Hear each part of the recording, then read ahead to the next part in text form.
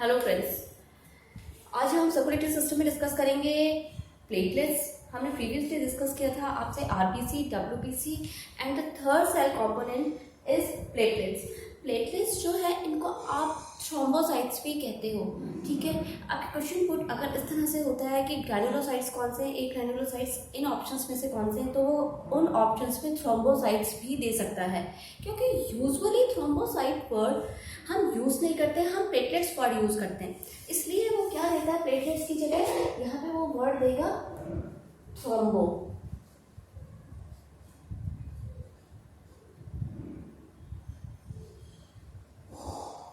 Thrombocytes, sites that means cell, ठीक है। Thrombocyte word से आप याद रख सकते हो यहाँ पे, क्योंकि ये एक प्रोटीन का काम करता है, तो यहाँ थ्रोम्बिन प्रोथ्रोम्बिन प्रोटीन्स प्रेजेंट होते हैं, ठीक है।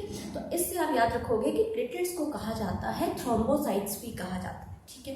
अब हम बात करते हैं कि थ्रोम्बोसाइट्स हैं क्या, या प्लेटलेट्स के कहाँ प्रोडक्शन होता है, किस तरह से लाइसेंस होता है, ठीक है, किसमें हेल्पफुल है ये। तो जो प्लेटलेट्स हैं ये एक्चुअली जिस तरह से बाकी सारी सेल्स बोन मैरो से डिराइव्ड हुई हैं, बोन मैरो में प्रोडक्शन हुआ है, इनका प्रोडक्शन भी कहाँ होगा, बोन मैरो में ही होगा प्रोडक्शन। लेकिन बोन मैरो में कहाँ होगा इनका प्रोडक्शन, बोन मैरो में मेगा कैरियोसाइट्स प्रेजेंट होते हैं। क्या प्रेजेंस होते हैं यहाँ पे, मेगा कैरियोसाइट्स, ये है मेगा कैरियोसाइट्स। मेगा कैरियोसाइट्स जो हैं इनके सेल फ्रेगमेंट्स, मेगा कैरियोसाइट्स के फ्रेगमेंट्स टूटेंगे, जिनको आप कह सकते हो साइटोप्लाज्मिक फ्रेगमेंट्स भी कह सकते हो, या आप कह सकते हो उसको सेल फ्रेगमेंट्स। ये जो सेल फ्रेगमेंट्स हैं ये जब टूटते हैं तो किसका फॉर्मेशन करते हैं, थ्रोम्बोसाइट्स का फॉर्मेशन करते हैं या प्लेटलेट्स का फॉर्मेशन करते हैं, ओके। अब बात आती है, क्योंकि ये टूटे हुए फ्रेगमेंट्स हैं, अब फ्रेगमेंट्स हैं तो इसका शेप किस तरह का होगा, इसका शेप होगा इर्रेगुलर, इर्रेगुलर। अब क्योंकि ये फ्रेगमेंट्स है, कंप्लीट एक सेल नहीं है, इसलिए यहाँ क्या होगा, न्यूक्लियस, लैक ऑफ न्यूक्लियस होगा। आप कहोगे लैक ऑफ न्यूक्लियस। जो थ्रोम्बोसाइट्स हैं इनमें क्या होगा, न्यूक्लियस प्रेजेंट नहीं है। अब देखो न्यूक्लियस थ्रोम्बोसाइट्स में प्रेजेंट कब होता है, सिर्फ मैमल्स को छोड़ दो, मैमल्स के अलावा जो बाकी वर्टिब्रेट्स बचते हैं वहाँ पे थ्रोम्बोसाइट्स की जगह जो सेल्स प्रेजेंट होती हैं उनको बोलते हैं स्पिंडल सेल्स, और स्पिंडल सेल्स के पास में न्यूक्लियस प्रेजेंट है और उनका शेप किस तरह का है, स्पिंडल शेप का है, ठीक है। हम वापस आते हैं प्लेटलेट्स के, जो ह्यूमन बींग्स के पास में है, ठीक है, या मैमल्स के पास में है, उनके पास लैक ऑफ न्यूक्लियस है, मेगा कैरियोसाइट्स के साइटोप्लाज्मिक फ्रेगमेंट्स प्रेजेंट है, ठीक है। तो साइटोप्लाज्मिक फ्रेगमेंट्स है मेगा कैरियोसाइट्स की। अब बात आती है इसका प्रोडक्शन की, प्रोडक्शन कहाँ हुआ, ऑफ कोर्स इसका प्रोडक्शन भी बोन मैरो में हुआ। बोन मैरो में एक स्पेशल सेल्स प्रेजेंट है मेगा कैरियोसाइट्स, वहाँ से इनके फ्रेगमेंट्स मिले हैं, तब आपको थ्रोम्बोसाइट मिला है। अब बात आती है लाइसिस की, जिस तरह से और सेल्स का हुआ था लाइसिस, इसी तरह से इसका भी कहाँ हुआ है, स्प्लीन में हुआ है लाइसिस, और कहाँ हुआ है, लीवर में हुआ है। स्प्लीन और लीवर में ये क्या होगा, डिग्रेड हो जाएंगी, डिसइंटीग्रेट हो जाएंगी, खत्म हो जाएंगी, ठीक है। अब बात आती है इनके नंबर की, तो इनका नंबर है 1,50,000, इनका नंबर है 1,50,000 से ये मिल सकती है 350 लाख मिल सकती है ये आपको, और कितना, पर क्यूबिक एमएम। पर क्यूबिक एमएम आप कैसे मेजर करते हो, देखो जिसकी विड्थ भी 1 mm हो, जिसकी लंबाई भी 1 mm हो, और सबसे बड़ी बात जिसकी डेप्थ भी कितनी हो, 1 mm हो, वहां पे क्या होगा, ये उस एरिया में जितना नंबर प्रेजेंट है उसे आप कहते हो पर क्यूबिक एमएम। तो कितना है ये, 1.5 लाख से 3.5 लाख पर क्यूबिक एमएम में ये प्रेजेंट हो सकती है, ठीक है। तो ये बात खत्म होती है आपके प्लेटलेट्स की। और प्लेटलेट्स के आगे आपके इसमें क्या चल रहा है, एबीओ सिस्टम चल रहा है। एबीओ सिस्टम की एक बात और, यहाँ हम बात करेंगे नंबर रिड्यूस होता है तो क्या होगा। देखो ये हेल्प कर रही है किसमें, आपको कोई वुंड है, कहीं गिर गए हो, किसी तरह का कोई क्रैक आया है, तो अगर लग गई है तो ब्लड लॉस ना हो, तो प्लेटलेट से कुछ प्रोटीन सिक्रेट किए जाते हैं, यहाँ कुछ फैक्टर्स प्रेजेंट होते हैं जिन्हें आप कहते हो क्लॉटिंग फैक्टर्स, जिन्हें आप क्या कहोगे, क्लॉटिंग फैक्टर कहोगे। अब ये जो क्लॉटिंग फैक्टर है, ये क्लॉटिंग फैक्टर क्या करते हैं, हेल्प करते हैं किसमें, ऑफ कोर्स क्लॉटिंग में हेल्प करेंगे। तो उससे क्या होगा, आपके ब्लड की क्लॉटिंग हो जाएगी, क्लॉट हो बन जाएगा तो क्या होगा, एक्सेसिव जो लॉस हो रहा था ब्लड का वो नहीं होगा, ज़्यादा से ज़्यादा ब्लड का लॉस को रोक सके, इसीलिए क्लॉटिंग कराता है। कौन कराएगा, प्लेटलेट्स कराएंगी। तो platelets helps in clotting of blood. अब बात आती है नंबर रिडक्शन होता है तो नंबर अगर रिड्यूस होगा इन प्लेटलेट्स का तो क्या होगा, क्लॉटिंग डिसऑर्डर्स हो जाएंगे। तो क्लॉटिंग डिसऑर्डर अगर हो गए, क्लॉटिंग डिसऑर्डर मतलब लगने के बाद अगर ब्लड क्लॉट अपने टाइम पे नहीं हो रहा है तो आप उसे कह रहे हो क्लॉटिंग डिसऑर्डर। और क्लॉटिंग डिसऑर्डर होने से क्या होगा, बॉडी से ब्लड का लॉस होगा, और अगर वो ज़्यादा गहरा घाव है तो क्या होगा, वहाँ पे ब्लड लॉस ज़्यादा हो सकता है, जैसे किसी अगर एक्सीडेंट की हम बात करते हैं तो, ठीक है।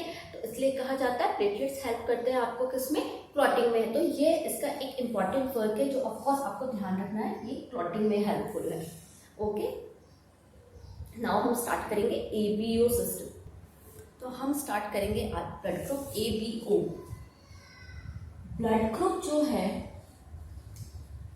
ये किस तरह से डिफाइन किया जाता है, ब्लड ग्रुप, आपका ब्लड ग्रुप क्या है, किस तरह से हम इस टर्म को क्वाइन करेंगे। तो देखो ब्लड ग्रुप जो टर्म है वो आपके जो आरबीसीज हैं, आपके बॉडी में क्या प्रेजेंट है, ब्लड में आरबीसीज प्रेजेंट हैं, और इस आरबीसी की सरफेस पर कुछ क्या प्रेजेंट होते हैं, कुछ एंटीजन्स प्रेजेंट होते हैं। देखो ये एंटीजन्स प्रेजेंट है, और ये जो आरबीसी की सरफेस पे जो एंटीजन प्रेजेंट है, इस बेस पे ब्लड ग्रुपिंग की गई है।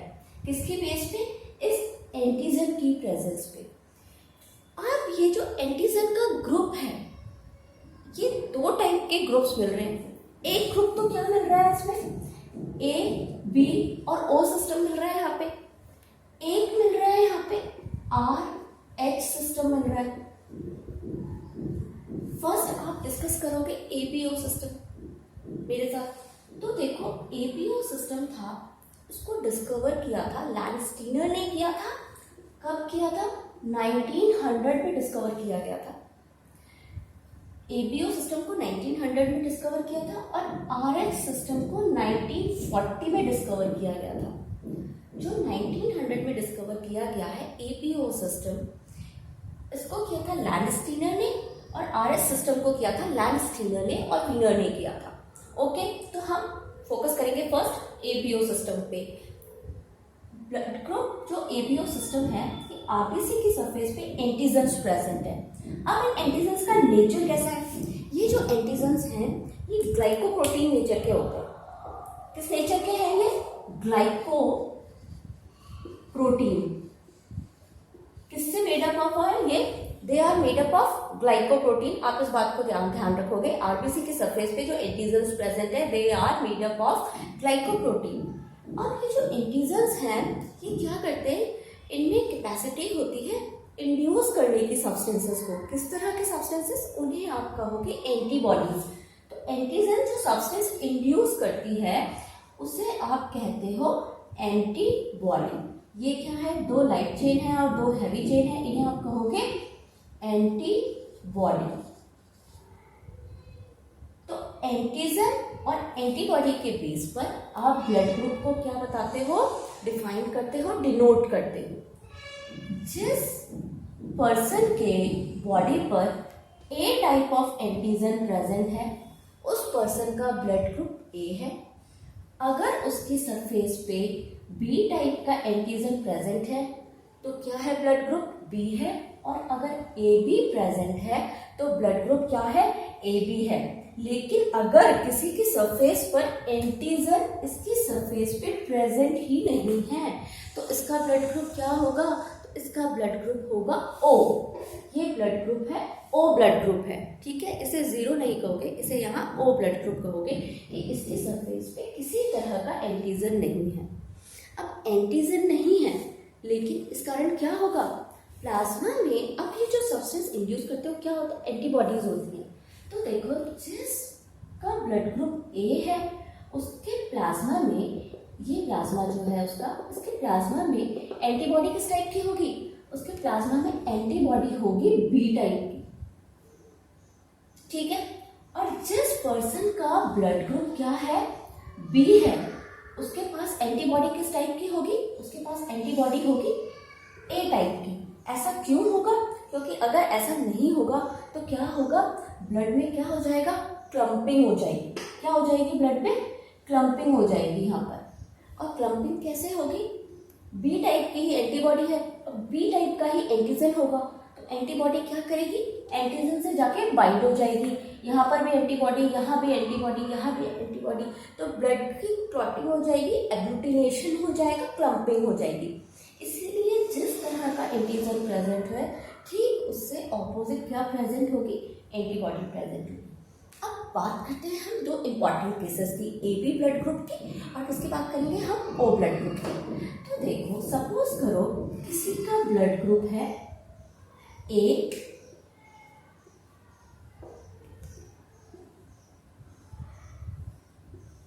अब क्या प्रेजेंट है यहाँ पे? बी भी प्रेजेंट है और ए भी प्रेजेंट है, तो यहाँ पे एंटीबॉडी क्या प्रेजेंट होगी? प्लाज्मा में क्या ए और बी एंटीबॉडी में से कोई प्रेजेंट होगी? नहीं प्रेजेंट होगी, नील। यहाँ पे किसी तरह की कोई एंटीबॉडी प्रेजेंट नहीं होगी। इंपॉर्टेंट चीज, ठीक है। सेकेंड इंपॉर्टेंट केस की बात करेंगे हम, ब्लड ग्रुप ओ। अब इसके प्लाज्मा में तो कोई भी, इसके सरफेस पे क्या है? किसी भी तरह का कोई एंटीजन प्रेजेंट नहीं है, तो एंटीबॉडी कौन सी प्रेजेंट होगी? यहाँ पर ए भी प्रेजेंट होगी और बी टाइप की भी एंटीबॉडी प्रेजेंट होगी। ओके, तो ये होती है बात आपके ग्रुपिंग की, कि ए एंटीजन प्रेजेंट है तो ए ब्लड ग्रुप, बी प्रेजेंट है तो बी ब्लड ग्रुप, और अगर ए बी प्रेजेंट है तो ए बी, और ओ प्रेजेंट है तो आपका ब्लड ग्रुप भी क्या होगा?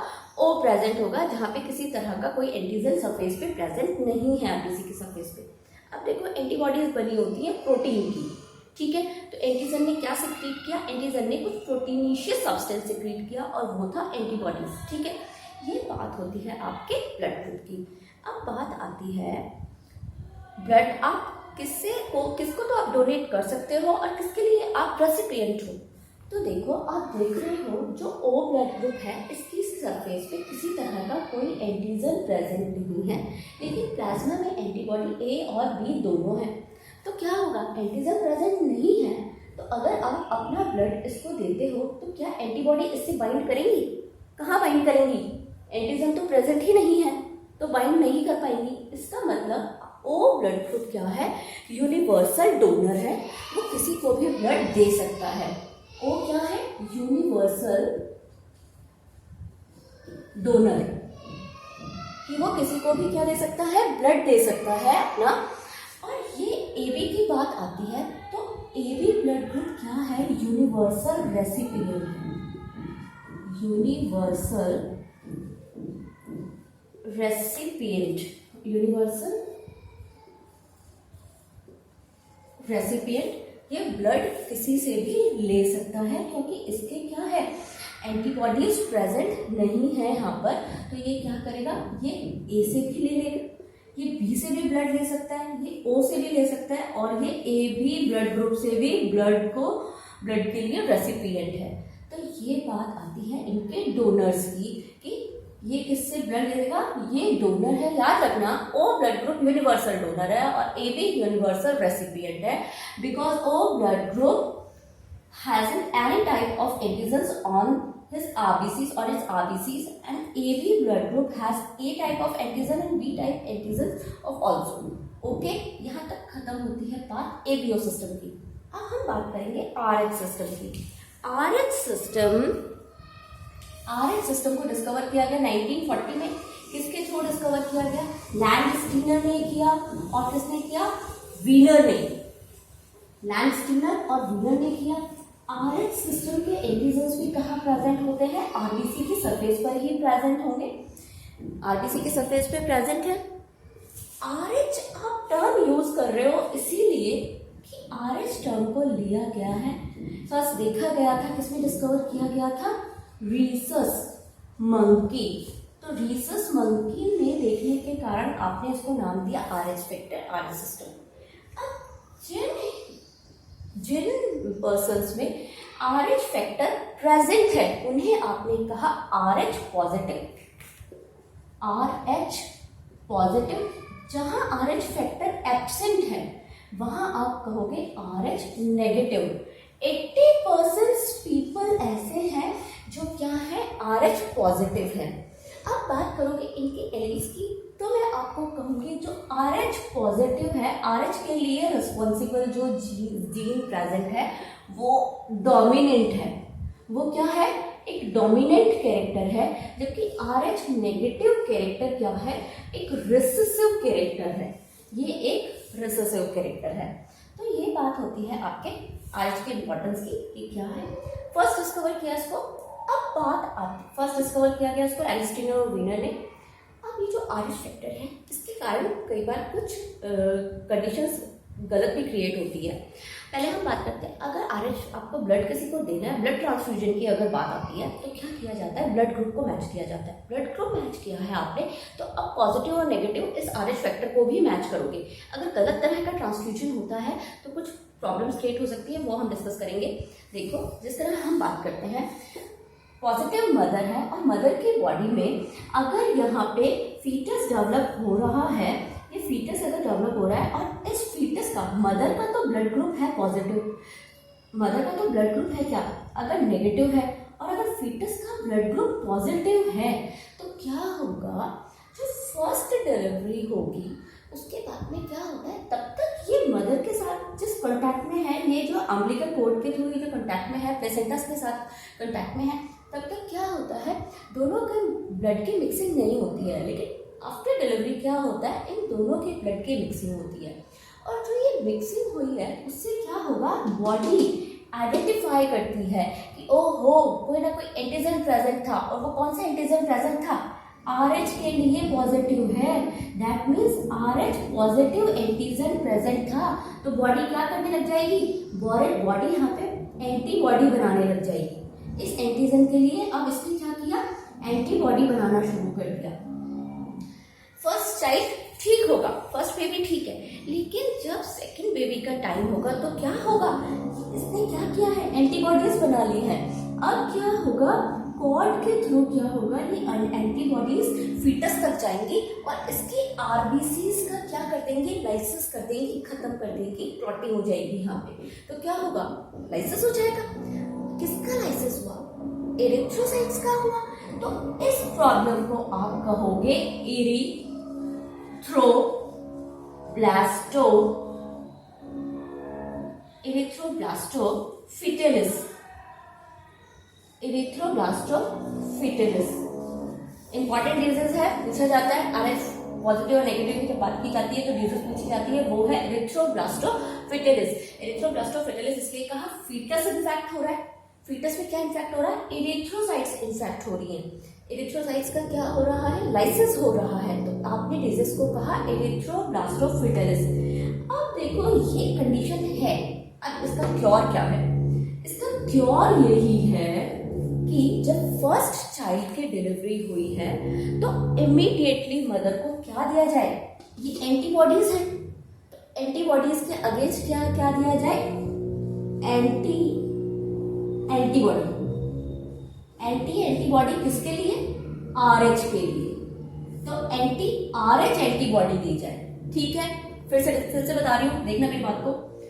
अब यहाँ एंटीबॉडीज बन चुकी हैं, इन एंटीबॉडीज को रोकना है कि वो बेबी को हार्म ना करें, सेकंड को हार्म ना करें। तो आप क्या करोगे, जब फर्स्ट डिलीवरी हुई है तब एंटीबॉडीज बनना शुरू हुई है, यही एंटीबॉडीज को क्या करना है, हमें रोकना है। तो क्या किया जाएगा, एंटीबॉडीज के अगेंस्ट एंटी एंटीबॉडी, और एंटीबॉडी किसकी है, RH के लिए है, क्योंकि RH एंटीबॉडीज को रोकना है, किसी भी एंटीबॉडी को नहीं रोकना है, हमें RH को रोकना है। ये RH एंटीबॉडी यहाँ पे प्रोडक्शन हुआ है, तो हम क्या करेंगे, इसके लिए देंगे RH एंटीबॉडी। ये बात खत्म होती है आपके ABO सिस्टम की और आपके RH सिस्टम की। ओके, यहाँ से कुछ इंपॉर्टेंट क्वेश्चंस जो आने वाले हैं वो आप ध्यान रखेंगे। आपसे पूछा जा सकता है ब्लड ग्रुप में, तो आपसे पूछा जा सकता है डोनर के बारे में, यूनिवर्सल डोनर, यूनिवर्सल डोनर क्यों है? इससे रेलेवेंट जो क्वेश्चन पुट होता है कि इसके पास एंटीजन प्रेजेंट है या एंटीबॉडी एब्सेंट है, एंटीबॉडी ए प्रेजेंट है और एंटीबॉडी बी प्रेजेंट है, तो आपको ध्यान रखना है यूनिवर्सल डोनर के पास में, ओ के पास में क्या प्रेजेंट है? यहाँ पे एंटीबॉडीज प्रेजेंट है, ए और बी दोनों प्रेजेंट हैं, क्योंकि इसकी सरफेस पे किसी तरह का कोई एंटीजन प्रेजेंट नहीं है। ठीक है, अब यूनिवर्सल रेसिपिएंट पे अगर क्वेश्चन पूछता है कि वो ए से भी ब्लड ले सकता है, बी का ब्लड भी ले सकता है, ए बी का भी और ओ का भी, वो क्यों ले सकता है? क्योंकि इसकी सरफेस पे ए और बी ये दोनों टाइप के एंटीजन्स प्रेजेंट है, लेकिन एंटीबॉडी कोई भी प्रेजेंट नहीं है, इसलिए क्या है, ये रेसिपिएंट है, ये रिसीव कर सकता है सबका ब्लड। ठीक है, तो यहाँ बात खत्म होती है आपके सिस्टम्स की। पर इससे रेलेवेंट कोई क्वेश्चन आपको पुट करना है तो मुझे कमेंट सेक्शन में करिएगा। ओके, थैंक यू, जय हिंद, जय भारत।